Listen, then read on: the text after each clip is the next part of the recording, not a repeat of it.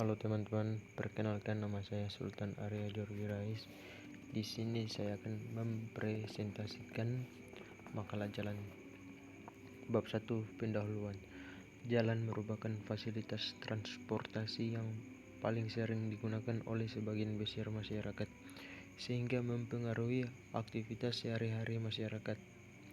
Jalan sebagai prasarana transportasi darat mampu memberikan pelayanan semaksimal mungkin kepada masyarakat sehingga masyarakat dapat mempergunakannya untuk mendukung hampir semua aktivitas sehari-hari seperti pendidikan, bisnis, kerja, dan lain-lain.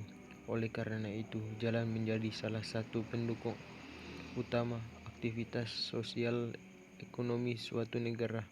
Hal ini dipertegas dalam Undang-Undang Nomor 30 Tahun 2004 tentang jalan yang menyebutkan bahwa jalan merupakan prasarana transportasi yang memegang peranan penting dalam bidang ekonomi, sosial, budaya, lingkungan hidup, politik, dan pertahanan keamanan.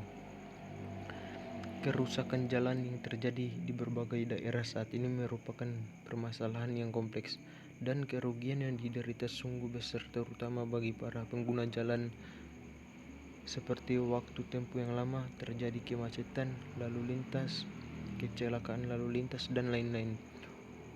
Oleh karena itu, mungkin banyak masyarakat yang telah mengirimkan kritik, baik secara langsung maupun lewat media-media, kepada institusi pemerintah dalam upaya penanganan dan pengelolaan jalan agar berbagai kerusakan jalan yang terjadi segera diatasi. Namun upaya perbaikan jalan dengan terjadinya kerusakan jalan saling mengejar dan hasilnya belum cukup menggembirakan masyarakat. Secara umum, penyebab kerusakan jalan ada berbagai sebab, yakni umur rencana jalan yang telah dilewati, genangan air pada permukaan jalan yang tidak dapat mengalir akibat sistem drainase yang kurang baik, kelebihan beban kendaraan yang menyebabkan umur pemakaian jalan lebih pendek dari umur rencana jalan, perencanaan awal yang tidak tepat, pengawasan yang kurang baik, dan pelaksanaan yang tidak sesuai dengan standar yang ada.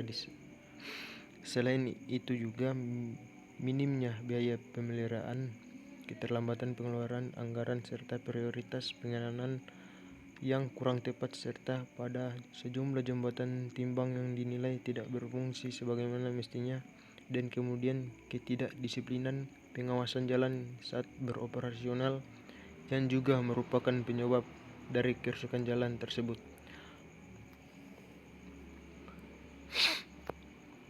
Dalam Undang-Undang Lalu Lintas dan Angkutan Jalan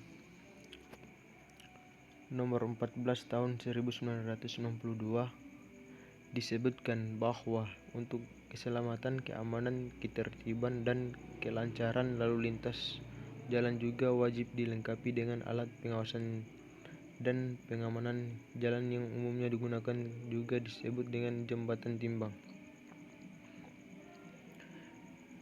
Penanganan muatan lebih pada angkutan barang juga sampai saat ini masih belum dapat terwujud seperti yang diharapkan.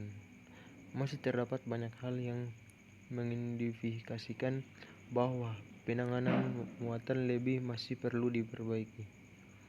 Dalam undang-undang di atas juga disebutkan bahwa kapasitas konstruksi jalan yang mampu disediakan adalah MST muatan sumbu terberat 8 ton, MST 8 ton, dan MST 10 ton. Muatan sumbu terberat yang disediakan ini pada umumnya lebih rendah dari kenyataan muatan sumbu terberat yang ada di lapangan, sehingga terjadi pelanggaran berbagai jenis dan ukuran kendaraan setiap hari pada beroperasi di jalan, mulai dari truk dengan gandar tunggu sampai dengan gandar tandem, tripel, serta bentuk kereta terpelan dan gendangan telah diberi izin beroperasi membawa berbagai macam komoditi dan hasil industri. Namun sangat disayangkan perkembangan teknologi otomotif ini tidak diterimbangi oleh pembangunan prasarana jalan yang sesuai dengan kebutuhan. Provinsi Istimewa Yogyakarta merupakan provinsi penghubung antara Provinsi Jawa Timur, Jawa Tengah, Jawa Barat yang berpotensi melayani arus lalu lintas baik menumpang ataupun barang. Jaringan jalan merupakan salah satu prasarana transportasi darat yang sangat dominan di daerah Istimewa Yogyakarta. Jembatan timbang saat ini belum berperan dengan baik, tapi bukan berarti keberadaannya tidak diperlukan atau dihapuskan saja. Upaya penanganan yang perlu dilakukan adalah usaha penegakan hukum dengan memberikan sanksi hukum yang setimpal untuk pelanggar muatan lebih di jalan di sistem kontrol timbang yang lebih baik. Terjadinya pelanggaran kelebihan muatan pada dasarnya dikarenakan daya dukung jalan yang masih terbatas dan belum adanya penentuan batas jaringan lintas angkutan barang atau membatasi tipe-tipe kendaraan tertentu untuk melewati ruas-ruas jalan.